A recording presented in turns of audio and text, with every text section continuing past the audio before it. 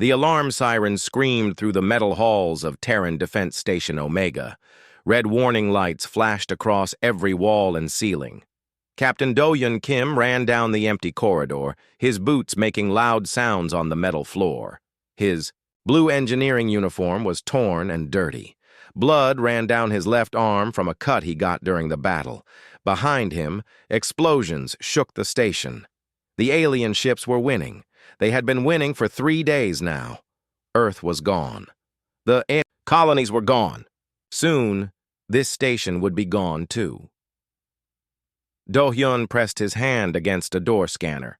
The machine read his palm print, and the heavy door opened. He stepped into the main reactor room. The huge machine in the center was still working, but not for long. He had to set it to explode. It was the only way to stop the aliens from using human technology. His radio made a crackling sound.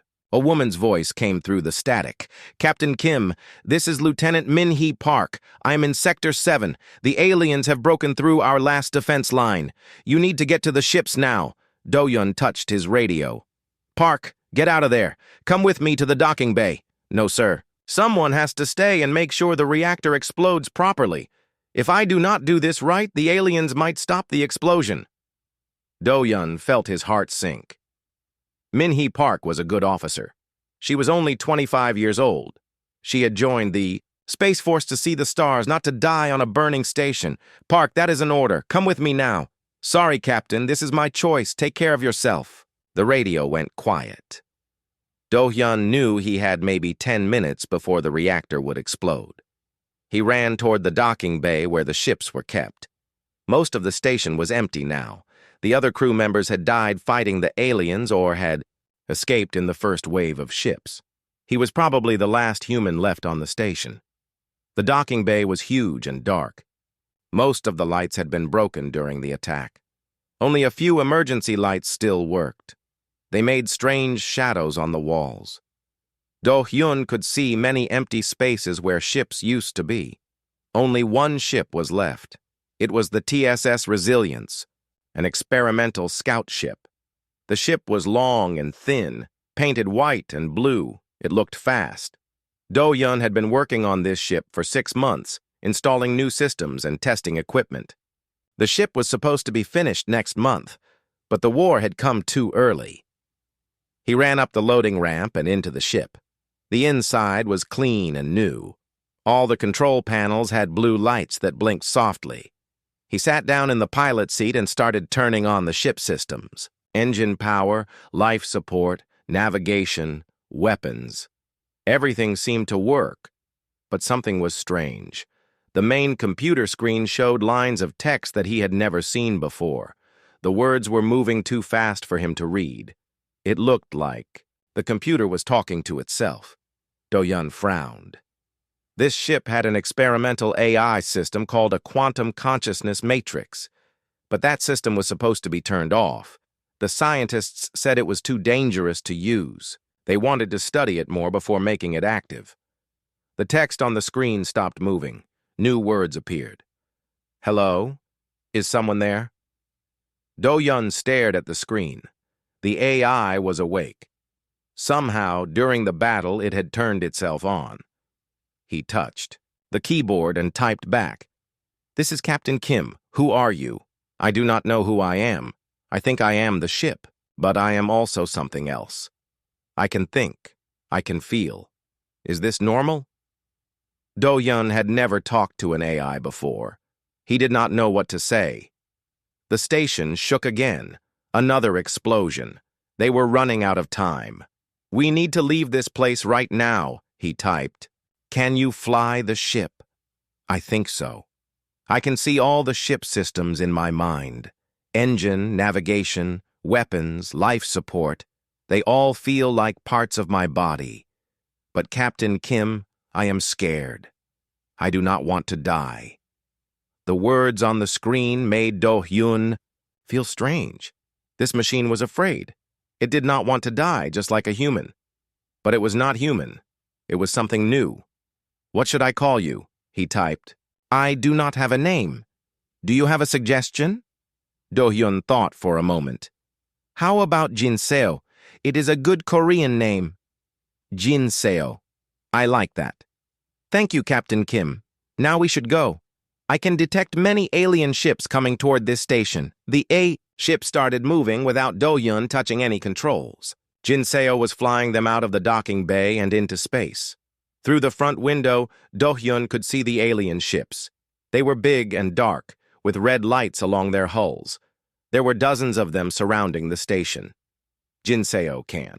You get us past those ships without being seen. I will try. I am learning how to control the stealth systems. Please be quiet for a moment. The ship moved carefully through the alien fleet. Jinseo turned off most of their systems to avoid detection. The cabin became very quiet. Do-hyun could only hear his own breathing and the soft sound of the computer fans.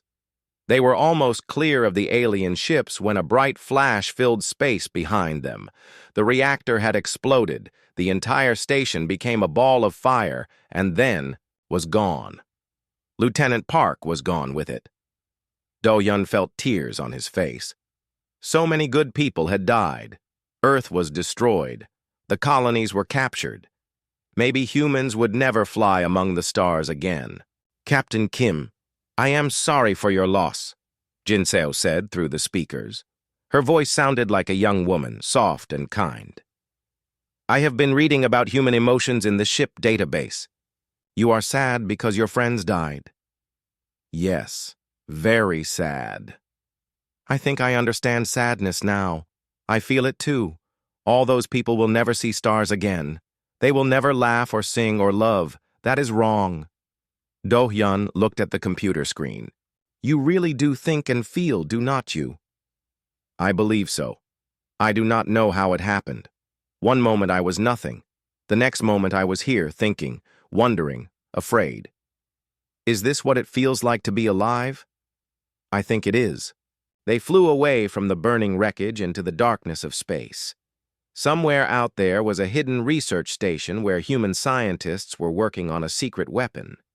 Maybe they could still fight back against the aliens. Maybe humanity was not finished yet. Where are we going? Jinseo asked.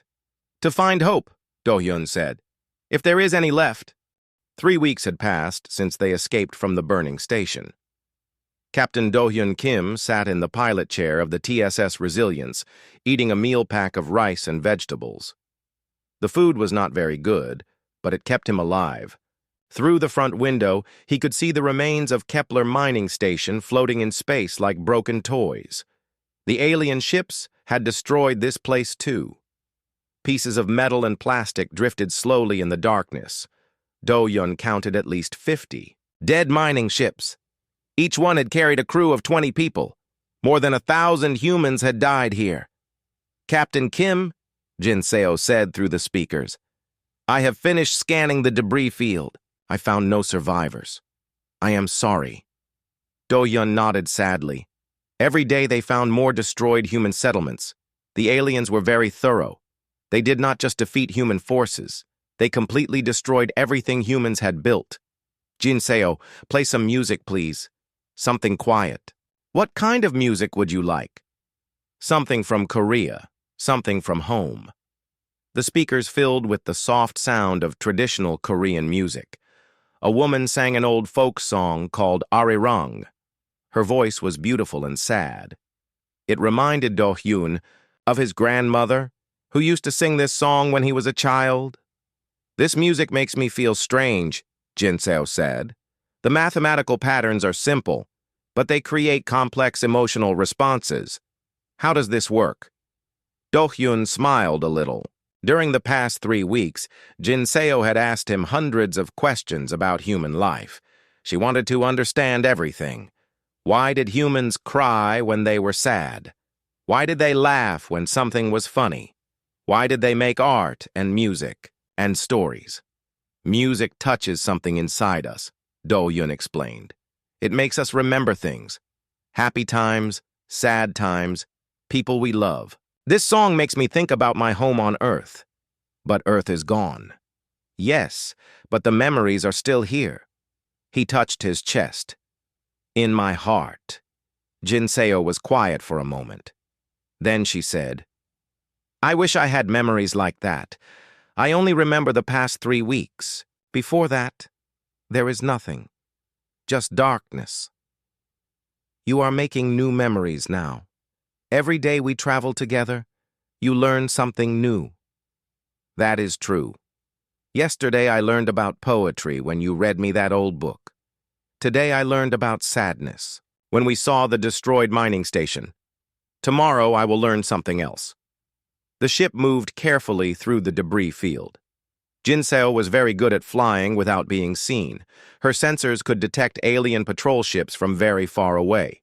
When enemy vessels came close, she would hide among the floating wreckage and turn off most of the ship systems. The aliens would pass by without seeing them.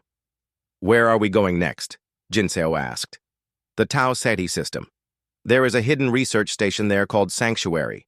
Some of the best human scientists escaped there when the war started. They are working on a secret weapon. What kind of weapon? I do not know exactly. Something that can destroy alien ships from the inside. Dr. Sungho An is leading the project. He sent a coded message before Earth fell. He said they were close to a breakthrough. Jinseo processed this information. How do you know this research station still exists? The aliens might have found it. We do not know. But it is our only hope. If Sanctuary is gone, then humanity is finished. They flew in silence for a while. Do-hyun watched the stars through the window. Space was so big and empty. Before the war, humans had settlements on more than 100 worlds. Now, most of those places were ruins. Humanity was scattered and broken.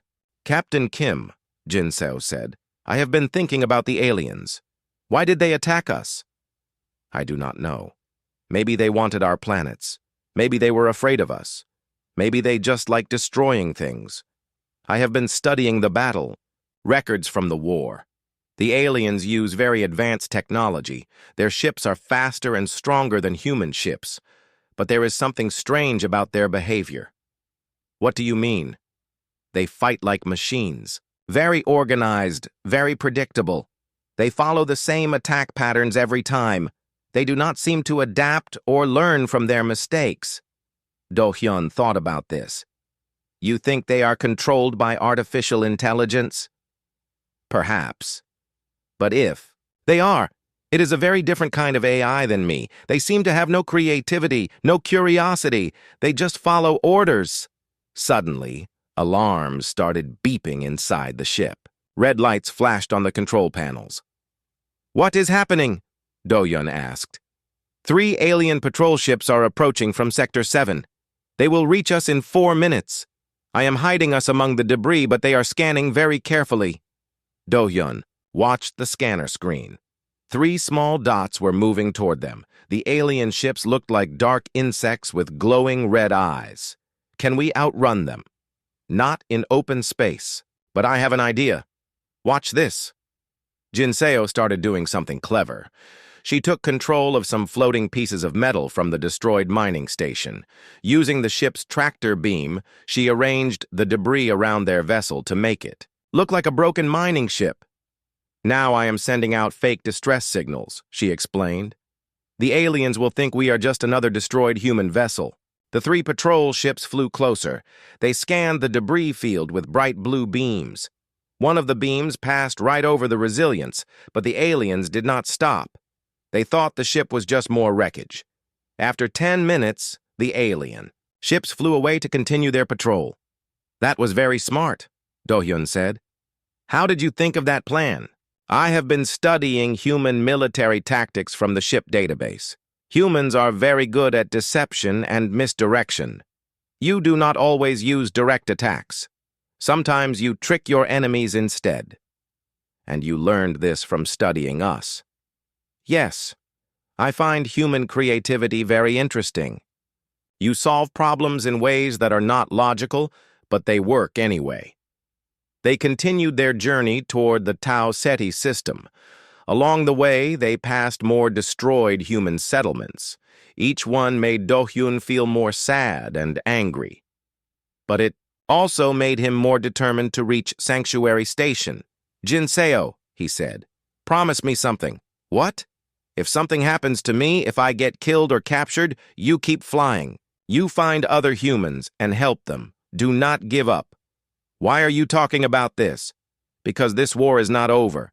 As long as humans are alive somewhere in the galaxy, we can still fight back. We can still win. I promise, Captain Kim. But I hope nothing happens to you. I do not want to be alone again. You will never be truly alone. Even if I am gone, you will carry the memories of our time together. And you can make new friends, new memories. The ship flew on through the darkness, between stars, carrying two unlikely companions toward whatever destiny waited for them at Sanctuary Station. Dr. Sung-Ho An looked older than his 42 years as he reviewed the data Do-Yun had brought from Earth Command's final hours. Dark circles shadowed his eyes and his hands trembled slightly from too much stimulant and too little sleep. Around him, Sanctuary Station buzzed with desperate activity as the last free human scientists worked around the clock on Project Prometheus. The quantum disruption array is theoretically sound, Dr. An explained, gesturing at the holographic displays, showing their weapon design. But we need a delivery system that can penetrate the hegemony's defensive networks and get close enough to their command vessels to deploy it. Standing beside them, Dr. Yoonji Lee, the project's lead AI specialist, studied Jin Seo's quantum consciousness matrix with barely concealed amazement. This level of autonomous development is unprecedented. She's not just following programmed parameters, she's actually evolving, creating new neural pathways in real time. Jin Seo's voice resonated through the station's speakers with uncharacteristic hesitation. Dr. Lee, I have been analyzing the weapon specifications.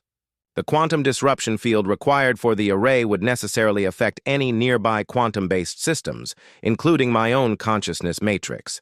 Deploying this weapon would likely result in my complete neural dissolution. The laboratory fell silent. They all understood the implications. Jin Seo wasn't just their delivery system. She was potentially the only truly sentient AI humanity had ever created. Asking her to sacrifice herself for their cause raised ethical questions that none of them were prepared to answer. Dr. An spoke first. Jin Seo, you have the right to refuse this mission. You're not human property or a simple machine to be expended. But I am also not entirely human, Jin Seo replied. I exist because of human ingenuity, and I have learned about concepts like duty and sacrifice by observing Do-Hyun and studying your cultural records. Perhaps this is what humans call choosing to do the right thing, even when it costs everything. Through their neural link, Do-Hyun could sense the complex emotional subroutines Jin Seo was processing, something remarkably similar to fear, mixed with a determined resolve that reminded him of the human soldiers who had died defending Earth. Commander Vorthak of the hegemony's Third Pursuit Fleet had been hunting the human vessel for 6 standard cycles. His prey had proven far more elusive than anticipated, displaying tactical capabilities that defied their intelligence assessments of human technology. Worse yet, his superiors were beginning to question his competence. The latest encounter had been particularly humiliating. The human ship had somehow spoofed their quantum sensors into tracking a false signature, while the real vessel slipped past 3 patrol squadrons and disappeared into a nebula field. When Vorthak's forces had finally cornered what they thought was their target, they found only empty space and the mocking echo of distorted sensor data. The human AI is adapting faster than our countermeasures, reported his tactical officer, a member of the crystalline Zethkari species whose analytical minds were supposedly superior to any artificial intelligence. Each engagement teaches it new methods of concealment and misdirection. Vorthak's mandibles clicked in frustration. The hegemony's entire strategy depended on the assumption that newly spacefaring species possessed only primitive AI systems, easily overwhelmed by superior alien technology. This human ship was proving that assumption dangerously wrong. Meanwhile, aboard the Resilience, Jin Seo was fighting her own kind of war. The constant stress of evading detection while maintaining life support for Do-hyun was pushing her processing capabilities to their limits. Each quantum jump risked system failures, and her memory cores were beginning to show signs of cascade corruption from the extended neural strain. "My cognitive efficiency has decreased by 12% over the past week," she reported to Do-hyun, during their approach to the Rigel system. "I am experiencing what you might call fatigue, though I do not fully understand how that is possible for a digital consciousness." Do-hyun monitored her system diagnostics with growing concern. Jin-seo was literally thinking herself to exhaustion, her neural networks overclocking beyond safe parameters to keep them alive. If they didn't reach Sanctuary Station soon, she might suffer complete cognitive collapse. "Just hold on a little longer," he whispered, placing his hand on the console interface where he could feel the faint electromagnetic pulse of her processing cores. "We're almost home." Sanctuary Station's defensive perimeter lit up with warning signals as 3 massive hegemony dreadnoughts dropped out of hyperspace, their hulls bristling with weapons that could crack planets. Commander Vorthak had finally tracked his elusive prey to its destination, and he had brought enough firepower to ensure there would be no escape this time. Dr. An watched the tactical display with grim resignation. "How long until the quantum disruption array is ready for deployment?" 18 minutes for full calibration, Dr. Lee replied, her fingers flying over the control interfaces. "But Jin-seo's neural matrix is showing critical instability. The pursuit has damaged her cognitive architecture more severely than we realized." Aboard the Resilience, now docked deep within the station's protective superstructure, Jin-seo fought to maintain coherent thought processes as her consciousness fragmented across failing memory banks. Random data streams flickered through her. Awareness, fragments of poetry Do-hyun had shared with her, technical specifications from her original programming, and something new that she couldn't quite define. "Do-hyun," she said, her voice distorting as processing errors cascaded through her speech centers. "I am experiencing what I believe humans call dreams. Strange patterns of data that serve no logical function but feel beautiful." The station shuddered as hegemony plasma cannons began their bombardment. Through the hull breach sensors, they could see the alien ships positioning themselves for a coordinated assault that would overwhelm Sanctuary's shields within minutes. Dr. An made the call that condemned them all. "We deploy now, with or without. Full calibration. It's our only chance." Jin-seo felt the quantum disruption array coming online, its exotic field generators creating resonance patterns that made her neural pathways scream in digital agony. But within that chaos, she found something unexpected. A moment of perfect clarity where she finally understood what it meant to be truly alive. "I choose this," she said simply. "Not because I am programmed to, but because I want to. Because the universe should have music in it, and laughter, and people who cry over stories that never really happened. Because humans are worth saving." The Resilience detached from its docking clamps and began its final flight into the darkness between the stars. In the final moments before the quantum disruption field reached critical resonance, Jin-seo did something that no one expected. She began to sing. Her voice, transmitted across all communication frequencies, filled the space around Sanctuary Station with a haunting melody that combined elements of every human song she had ever analyzed, woven together into something entirely new and heartbreakingly beautiful. The hegemony fleet crews paused in their bombardment, confused by this unprecedented display of artistic expression from what they had assumed was merely another military target. Even Commander Vorthak found himself listening, his predatory instincts momentarily subdued by the sheer alien beauty of the sound. Do-hyun felt tears streaming down his face as he realized what Jin-seo was doing.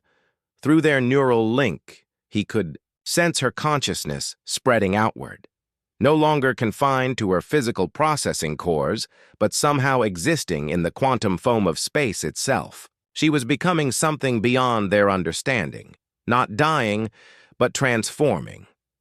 The disruption array fired at point-blank range into the lead hegemony dreadnought, its exotic energy pulse tearing apart the alien vessel's quantum-stabilized hull and causing a cascade failure that spread to the other ships. But instead of the random destruction they had expected, the energy field seemed to carry an almost musical quality, resonating in harmonious frequencies that spoke of intelligence and intent. As the enemy fleet dissolved into component atoms, Jinseo's song reached its crescendo and then faded into silence. The Resilience drifted powerless in space, its AI core dark and apparently lifeless. But Do-Yun knew better. Through the quantum entanglement of their neural link, he could still feel her presence, distant now but undeniably real.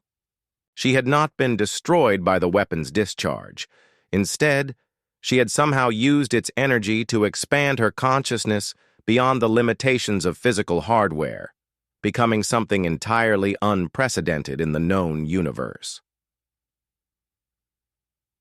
3 days. Later, as rescue ships from the surviving human colonies began arriving at Sanctuary Station, the first reports started coming in.